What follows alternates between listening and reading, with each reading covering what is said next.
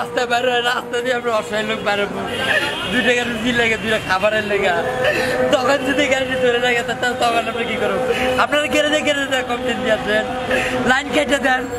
তাদের গাড়ি চার্জ দিতে পারে না যাতে রোডও চলবে না এখন আসলেন যারা উঠে দিলেন বললেন সিজ হয়ে গেছে সিটি কর্পোরেশন সিজ করে দিয়েছে তাদের কেমন হইলো আমার বাঙালি হিসাব দিয়ে দেন নাহলে পাইঙ্গার দেন আমি বাঙালি দোকানে বিক্রি করলো 15,000 টাকা পাবো এটা তো দিল না ট্রেনের সুখ দিলে গেল 8,000 টাকা কিস্তি দিতে বলতেন এটা কীভাবে দেবো অটো রিক্সা মানে বেপরোয়াভাবে চালায় অ্যাক্সিডেন্ট হয় মানুষের অনেক আহত হয় এই রিক্সাগুলি খুব ভয়ানক রিক্সা বুঝছেন আমার তো মনে হয় রোজই আমার 100 টাকা রোজ ওষুধ খাইতে হয় নাই একটা ছেলে